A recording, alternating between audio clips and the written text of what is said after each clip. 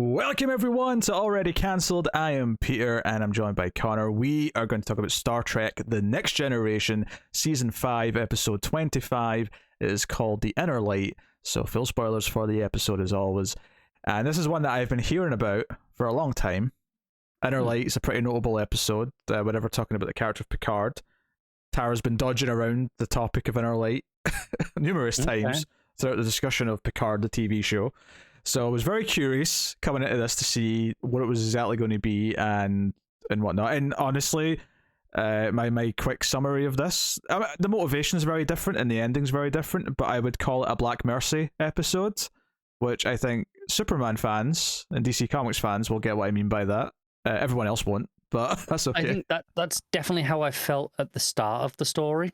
I think as it went on, it subverted that. Not necessarily in ways that I enjoyed as much. Interesting. This is a very highly rated episode. It is, which is why I think I might be coming in with some hot takes here. Oh my. Yeah, the premise of this one is that they come across a probe in space which very quickly knocks out Picard, and Picard wakes up. Well, it doesn't really wake up, but he wakes up in a fantasy world where he is on a planet and he seemingly has a wife who is concerned that he has some kind of amnesia because he thinks he's called Jean-Luc Picard and that he's a starship captain. This culture clearly has not made it that far technology-wise. They're not in space.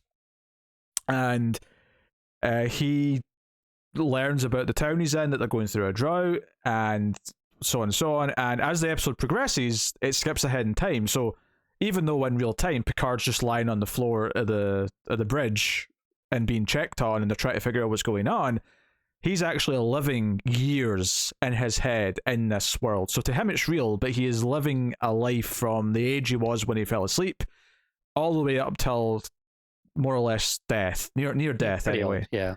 So, and that's the idea. And I will say I actually kind of predicted what this was before it got to the end. There was something about it that just kind of felt like what the town was going through. I started to really consider quite early on that what he's living, like this probe came from a place. This is like the story of where it came from.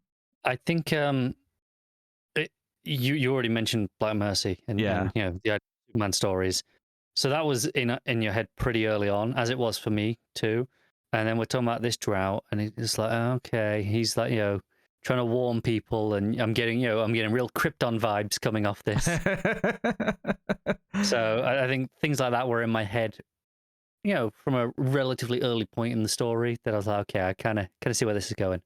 Yeah, and of course, Black Mercy, for those who don't know what we're referencing here, is an alien, like, flower, like a parasite thing, and Superman, and there's a famous Superman story where he is, I guess it attaches to him, and he has a fantasy world kind of experience.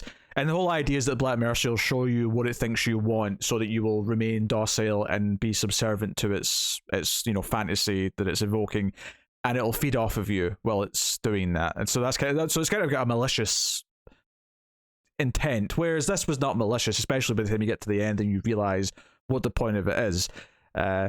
Obviously it's very affecting because Picard does legitimately live like 40-50 years or whatever it is in this world where it feels real to him. He has a wife, he eventually has children and grandchildren, and this is the sort of trope that a lot of TV shows will use from time to time, and I think why it might be more effective here with Picard is because what it's exploring with Picard is something that Picard as a character has actively avoided being a part of. It's throughout the entire duration of the show is him in that role as a father and as a husband and those ideas. And it never felt forced to me in the sense that, after the first time jump, it's 5 years, and that's when he finally starts to kind of just accept that this is where he is. And I'm like, you know what? 5 years seems believable enough that he held on to the idea that he's Picard that time, but after 5 years, I think even him are going to start to just have to accept that this is the world you're in now, and there's nothing you can do about it. It's long enough. Definitely. So, and I assume you mentioned that this has been danced around in conversation in relation to the Picard show. Again, having not watched any of that, I'm assuming this is in reference to things such as, well, he's already felt like he's lived a whole life. and he has these memories of this life, this family, and maybe that's why he doesn't settle down with other people. Yeah, kind of that. Mostly the last part. The point being like why he's not necessarily sought out a loved one, why he's not went for that typical traditional life, and arguably he was never going to in the first place because of who he already was. But yeah, like certainly a lot of the topics, and I remember when the trailer for season 1 of Picard came out, and like fans were making a big deal because there was some flute in the music, and having now seen this episode, you can see the prominence and the importance of the flute and why it's relevant to the character. And it's this idea that no, this on some level was real. Yeah, it might have been like a retelling of a world that died, but he did live all those years, and he actually learned to play an instrument in that time, and he can still do it. It's not like it's just magically gone away. So at the end of the episode, whoever this came in that he replaced, this man's life that he kind of merged with to experience this, like that's his flute that was inside that probe, and it's a good ending to the episode. So it's a nice. I think that's honestly, I really like the point that it's making. I like the ideas. I don't know if I found myself enjoying most of it. Like just watching it, I'm like, okay, I see what you're doing. I think this is interesting. I think there's interesting things to talk about, and and things like that. But I don't know how much I was actually enjoying it. But I think the last like 3 or 4 minutes are absolutely stand out. Like, I think those are just like they're almost worth it for me. Almost. That's interesting. I was into the episode pretty much all the way through. I don't know if it was necessarily giving me all-timer feels for a lot of it, and it was maybe I'd probably extend it to maybe the last like 10 minutes. I think kind of like as soon as we get to the point where they're starting to, I'll call it breaking the fourth wall, where they start to kind of admit that there is some trickery here, that this is because by the time we get to the end of the episode and he's an old man with all the old age makeup on, which is really funny to watch now, having watched him in like his 80s on a modern show, but he's he's this old man, he's crawling around with his grandson, and someone finally kind of admits that you were taken from a starship like right before you came, and he wasn't really taken per se, he's still there, but like when that finally happens, the actor who I know from many other things, but he's always got a mustache, but he doesn't have a mustache in this, so it was really weirding me out. I'm like, I know you, I recognize you, but your signature mustache is missing. Was it really bugging you? It was bugging me. The actor who plays Picard, he's been in a ton of TV shows and movies over the last like 30 years. He's one of those character actors. But that moment where he finally kind of realizes that someone's admitting that he wasn't crazy, that his life that he thought was real, that he ultimately gave up eventually, was real. It did exist. And I think when he does wake up, and there's all these small little moments where to Riker and Crusher, they're looking at him, and it's only been 25 minutes, but he's looking at them like these are faces he's not seen in 40 years, and he's looking up at them. And I thought the performance from Patrick Stewart in this moment is exceptional, and the way he looks around, and it's not that he's sad to like lose the life that he had, and I mean partly because the life that he had inside this other world was kind of finished. Like it was, he was bordering on death, and he was getting to the end of his time there. So it's not even really that sad in that sense either. No, it's that acknowledgement that he was probably not saying, but like he's pretty ready to die in the sense that okay, he'd lived his life. It was fulfilling. He'd had his family. His wife had passed.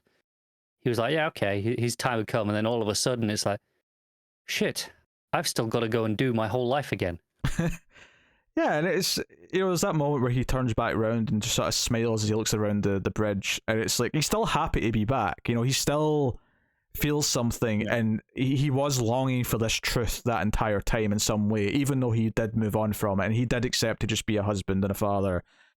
And he talks, and we see him with kids, and he talks about how he used to think that he never needed kids, and now he can't imagine his life without them, which is a very important detail for Picard, because when we started this show, he was like, get those children off my ship, I hate children. And it's presumably something that does change him going forward, because he remembers all this. He has this experience, this impact on him. Yeah, it's like genuine like character experience and kind of unique in a sense that you have to imagine getting a chance to live your life till its end, even if it is slightly different from what you are going to live in the real world. But getting to, it's kind of like I won't get too specific, I don't want to spoil the movie, but there's a little Inception in here. Okay. Because there's a part in that movie where they kind of live their life out in a dream and then wake up and they're, it's been a night. And that's, get back to the world. There's a little bit of that going on. And I think that's kind of fascinating, that how does he think about certain situations or make decisions going forward that is maybe a little bit different because he has this context of, I mean, is he more, will he take more risks because he feels like he's had his life? Not that I think he would do that and be selfish, he's not going to say, well, let's just risk everything because I've had a whole life already technically, because that doesn't apply to all his crew and everyone counting on him. Yeah. But I get where you come from. It changes his perspective a little bit. Yeah, certainly his perspective on kids and the idea, without doubt, of having like the family life, and it's good. It's funny because I don't think it really changes how I feel about anything in the modern show by any means. I don't think it like makes me go, oh wow, now all of a sudden there's so much like layers to what they're doing in the new show. But I do think for this show and for an important sort of step in his character journey, which is what this is, because it does cut back to the bridge from time to time when they're trying to figure things out. At one point, they try to sever the link that's formed between him. Doesn't really go so well. Yeah, they almost kill him by doing that. Yep. Despite Crusher going, "Hey, maybe don't do this. It might kill him." They were like, "Rocky's like, screw it, we're doing it anyway." Yeah. It's funny because you could look at it as kind of cruel because it is kind of like you're going to experience like 50 years of life before you wake up again. And yeah, in the real world, he wakes up and it's only been 25 minutes. It doesn't seem like that big a deal. But inside his brain, like his experience... Mentally, that's going to take a toll. Yeah. Even though the final kind of like point of it is very uplifting, is the whole episode he's trying to... Because he's still Picard, right? Even though he's going by this on, even once he's accepted things, he's still trying to fix their drought. He's trying to create technology that's going to help find water from the air. He tries to convince people of the various problems. And it's one of those things where, because this is effectively a replay of something that's already happened, and the planet is doomed, the civilization is going to die because... Has already died. Yeah, it has to. Like, because of that, it's actually very justifiable in hindsight that all of his attempts are kind of fruitless and... Because they have to be, yeah. To use another word from this show, futile. His attempts are futile. So that I think that makes a lot of sense. I kind of liked how his two kids represent different sides of him. His daughter is basically him as we know him, which is she's a scientist, she's curious, she wants to prove things, disprove things, she's very logical. And then his son, and I thought this was a neat touch, is that he really loves music and he wants to give up like his traditional schooling to just be a musician. And this comes after a scene where Picard kind of admits, like earlier in the timeline, that, I've kind of come to like playing this flute and I kind of love it and it helps me think, and he's become attached to it in a way that he never thought he would. So it was kind of interesting that his son then went on to represent that part of him that he's kind of neglected, and this sort of, he's got this creative, emotional, side. It's expressive, and that's interesting, I think. It's very un-Picard, generally speaking. Yeah, and so it makes sense that he's actually a little confrontational with his son upon this decision, but then once his son argues it and says, I think that this is what I care about, he has to accept fine, it. Go do your shit, essentially. Yeah. But it's a really interesting character study of an episode that also functions as a... there's a Krypton that died effectively, and this is like the people wanting to live on. They didn't get to send a baby Kal-El to go and become Superman, but they were able to send out like a time capsule. Send this rocket, yeah. That at least through Picard, he remembers this world and he can remember what they stood for and what the people were like. Yeah, I think it's very unique as a take on, like, when we read the next time, what this episode was going to be, we were comparing it to all the Asylum episodes of the person forgets who they are, they have to be convinced of someone else. From the hit television show Buffy the Vampire Slayer, I think you'll find. Or Smallville. Normal again. Don't shut up. None of this or Smallville nonsense. Yes, but I think, and what the opening interaction in this world does play like that, it very quickly moves on from that and becomes something very different entirely. Yeah, because I think that first chunk where he wakes up and he's looking for the perimeter, and then he's like, "Shit, it's just lots of desert and rock. There's nothing." Like, he's just trying to find information, like who is he? You know, okay, what do I do here? He starts asking about, you know, is there spaceships? Is there starships? And then when she looks at him like he's a madman, he's like, "Oh, okay. Is there communication?" And part of me thought she was going, "Oh yeah, we've got a raven. He'll take a message to the next town." During this segment, I remember thinking, like, I was kind of like, right, are they sinister? Are they nefarious? Like, is she just the face of what's sucking the life out of him? I think it's justified for us to be thinking that, because I think Picard is thinking that as well. He's questioning everyone. Yeah. He doesn't trust any of them. And over time, he has to kind of accept. And it's not like he never...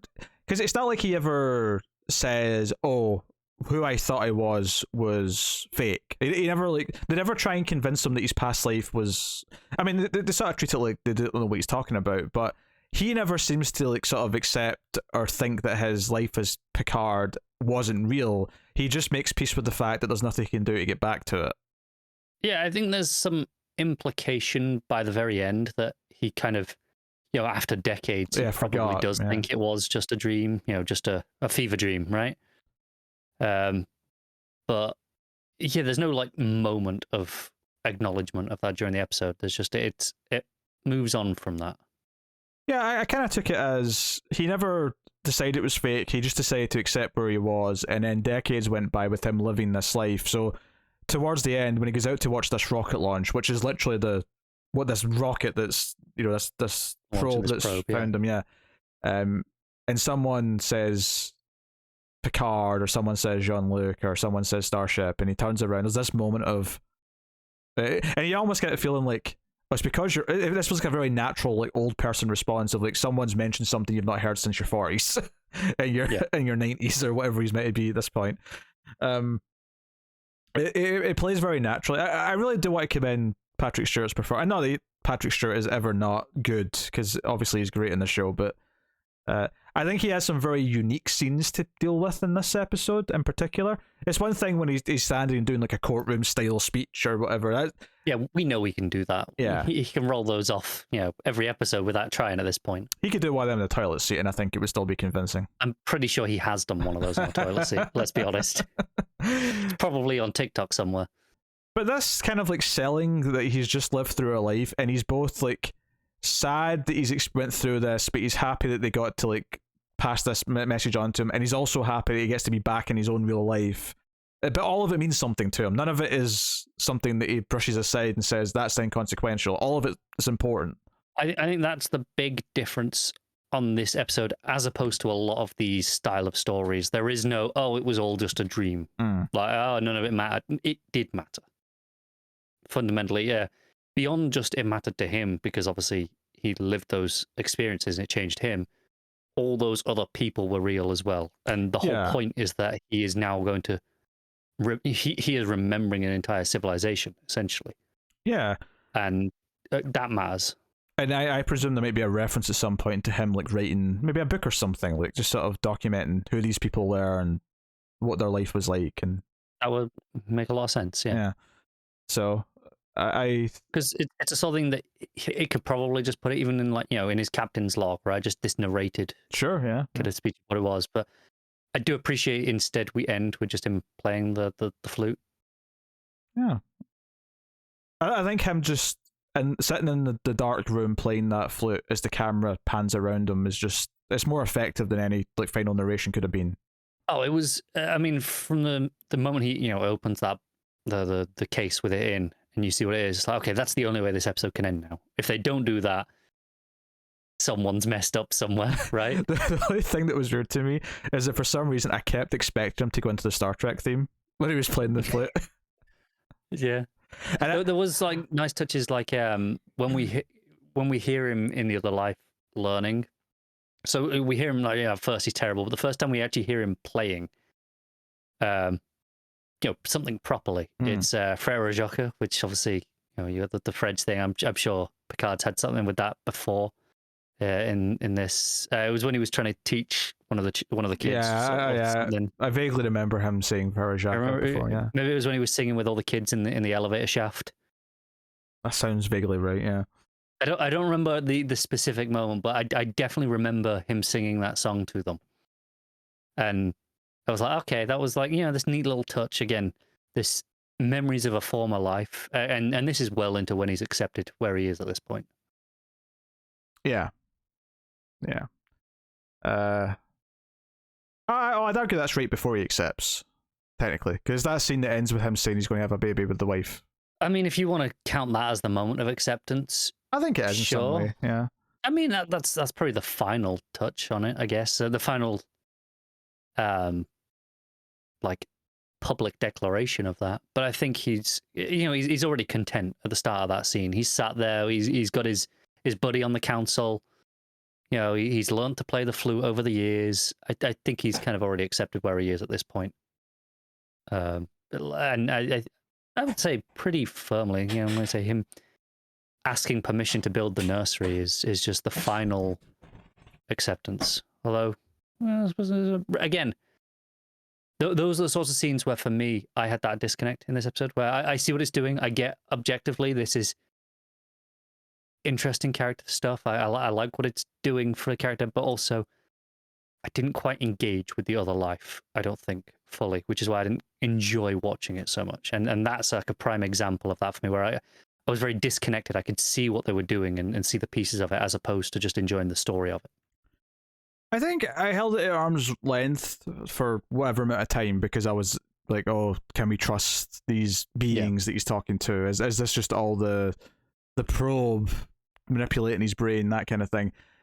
I think as it went on, I never believed it was real in the sense that, like, I mean, it's real to him in the sense that he's living all these years, but I think, like I was talking about the kids representing different parts of him, I was kind of taking each part as an examination of one element of Picard. So I got into it less as I'm buying into the story of this world and what's happening here, even though by the end it becomes kind of interesting because of what it reveals and what the whole point of it is. But it was more about how each element is kind of prodding at different elements of Picard's character, and how, like, the kids representing different sides of him finally giving up and saying, yeah, okay, let's have kids, him passing on his love of exploration and science to his daughter, the goodbye with his wife as she's dying, him trying to speak up against this, the administrator, I think they called him, who came in to listen to their ideas about how to handle the drought, and like his friend saying, oh, you actually sound like part of this community right now. But at the same time, he still sounds specifically like Picard because he's problem solving, because he's trying to offer up these ideas, and they're just fobbing it off as, this sounds a bit fantastical and magic. Yeah. We're not going to do that. And this, I agree with all that. All of that is objectively interesting, and I think this episode is very interesting to analyze and think about. But I don't think for me it was enjoyable to watch, even though I like all of these things that it does for Picard's character. I like, okay, it's so interesting. It's just not enjoyable, if that makes sense. It's a weird distinction, I'm aware. There's going to be a lot of hateful comments on this one. I know. People are going to be so mad at you. Yeah, they really are. And I want to make it clear, I don't think this is a bad episode. I really don't. I am fully acknowledging that this is me that has the problem, not the show in presenting it. I think it's just the way I connected with it meant that I was too busy focused on, okay, this represents that, this represents this. It was analytical and not. I wasn't enjoying it as a story. I wasn't enjoying it as an episode of TV. I was just thinking about it instead of absorbing it. Okay. I mean, it's kind of a weird line, because in some ways, like with some movies I watch especially, that are a bit more think pieces than they are traditional, good guys going to eventually fight the bad guy and save the day story. And obviously that's not what Star Trek has typically been, but what I just mean by that is, for me, sometimes the engagement in the story is the analytical side of what it's doing, as opposed to the straight narrative of it. I get that. I think for me, because I obviously enjoy a lot of that stuff as well, I enjoy the conversation around those. Otherwise, I wouldn't be doing this. But I'd like to be able to watch even those sorts of movies on both levels. I want to be able to switch off and enjoy and just absorb, let it wash over me, and have those things be subtext and just subconsciously absorb them. Whereas I feel like this was a little bit more surface level, even though, again, not in terms of the content, but just in terms of the presentation. The presentation of that information was more surface level. So it was kind of all there was to it. It didn't have the filmmaking to back it up like some of those movies that you're describing do. Okay. It had good writing, but probably poor filmmaking, I would say here. Okay, well, they're on a budget. It's the 80s. No, they are. TV show. But absolutely. But I've also seen this show can be engaging and have very good filmmaking on, many episodes at this point. No, it's had it's had nice atmospheric episodes. It's had episodes that have captured something else. But I think this is doing a great job of capturing what it's supposed to be capturing. It does. It does, which is why I say it's objectively probably a very good episode. I just think for me it gets a little bit lost in the weeds of what it is doing that I lose some engagement. It's shocking to me that you this is the hot take you're bringing to the episode that has 9.4 on IMDb, which may it's be an objectively good episode. It is my hot take. That may be the highest single rating of an episode that we've seen on IMDb. It might be, which I will say I fundamentally disagree with that. Because I think this is, I would say it's one of the most interesting episodes. It's one of the most important for Picard. Absolutely. One of the best. No, I'm sorry, it's not. I mean, there is my sentence hot take. I mean, it's not my favourite. I mean, I have definitely been even more enthusiastic about some others. There's no denying that. Yeah. But, I still think it was great though. I still think it was a great character examination, and the ending, the last 5 minutes of all that sort of wrapping up and kind of Picard becoming aware of what this is, what the rocket is, and then his few minutes of being back on the Enterprise. I thought all of that was very captivating in a way that it's hard to conjure that feeling. I think all the time. That's it. For me, those last 2 or 3 minutes back on the Enterprise, they had the filmmaking. I was engaged there. Like that very final scene where he's opening the box and he sits down and the camera pans around him. All of that's there. So it's not even a case of poor direction, or anything like that. Because it's there in this episode. Those are definitely the points I thought were were the best couple of minutes of the episode by far. I think the feeling that those last few minutes evoked, though, are very, very unique. Yes. They're a very unique, and not just because the idea of what Picard's went through is unique, but this feeling of almost eulogy mixed with possibility, and these different ideas coming together is so unique, and it's one of the things that Next Generation has been very good at exploring, very unique ideas and concepts, and how that affects and what those say about the characters, or what that says about humanity or about life or about whatever it might be. And I love the original series. It's a lot of fun and it's got great characters and it had a lot of nice ideas messaging wise, but Next Gen has definitely elevated that part of it quite a bit, which is let's tackle some subjects and maybe even tackle some tough subjects and try and really get into the philosophy of it. It's very much a case of the original series walked so Next Gen could run. Yeah, and in many ways it was. Which is why Kirk is perfect for the original series, but Picard is perfect for Next Gen. You couldn't swap them and make it work. They'd be mismatched. It wouldn't work. Yeah, fundamentally are both written for their shows, their era. And which makes sense. It's just, right. Yeah. They aren't interchangeable in any way. But I think this unique feeling it does give towards the end does feel kind of triumphant to me, in a sense. It's almost like a flex. Not that I think the episode or the writers are being cocky, but it's almost a flex just how poignant the ending is. And I think even if you felt that a little bit at the end, you have to acknowledge that you don't feel that without the build-up of the rest of the scenes. It doesn't work at the end if you didn't go through the journey. No, I agree that of course that's important. It doesn't work otherwise. I think that's why, for me, those last few minutes are maybe even more impressive than they are to you in some ways, because those last few minutes still hit for me, right? And they hit hard. Like, oh, okay, that was really impressive what they pulled off there at the end. And to do that while I had that disconnect through the whole episode, I think is even more impressive than if I was engaged throughout. All right, well, there you go. That's the Inner Light. Send your angry comments to, what's your email address again? Just send them to my Twitter. I'll pick them up there. At Connor Ryan 84, by all means. But yeah, that is the Inner Light. So let's have a look and see what's coming next time. And next time is the season finale, actually. Yes, so it'll be something part 1, I assume. It doesn't say that. I mean, it doesn't mean it won't feel like that, but it's not the last few seasons have all been like that, right? So I'm just making that assumption. 3 to 4 and 45 were, yeah. Yeah. I don't think 2 to 3 was. 1 to 2 definitely wasn't. I can't remember 2 to 3. I don't remember 2 to 3. It was too long ago now. Yeah, but this is called Time's Arrow, is this episode. And here's a description on IMDb. Captain Picard and his archaeological curiosity are called upon by scientists from Earth when they find evidence to support beliefs that aliens had visited Earth back in the 1800s. I'm in. I'm so in. This sounds pulpy as shit. I love it. This does. And having a look at the first 4 photos that it's given me the preview of, it looks like there's a lot of time period costumes. I'm going to say here. money on.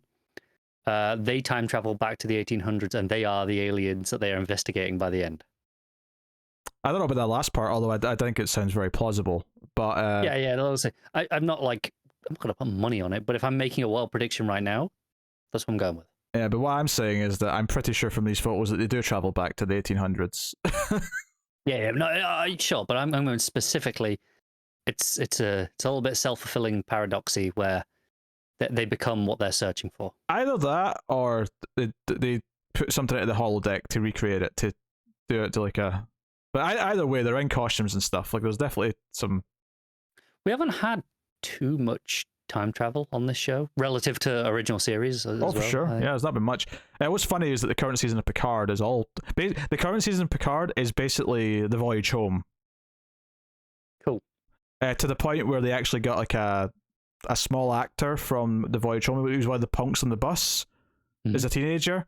He had a cameo in the recent episode where he's on a bus but still with the same punk haircut, listening to music on his boombox. So they're very much like, yes, we know. Oh yeah, they know. But it was kind of funny because for a second I'm like, well, this is stupid. It's because it's slightly ahead in time. It's 2024. I guess just to avoid pandemic. Just like, I will just a couple of years in the future, just so we don't have to mention it. Don't worry about it. But I was like, well, that's weird. Like, and then Tara pointed it out to you, and you were like, oh, okay. No. I just kind of assumed, like, I figured. It basically clicked for me when I was like, wait, that felt like a cameo. Yeah. Which I guess is a little jarring when that always takes you out of a moment, right? Going, when you feel the cameos. I think a comment confirmed it was the same actor, but it definitely felt like a reference, if nothing else, to the voyage home. But it was interesting. But anyway, so yeah. Just real quick, 1 sentence, yes or no?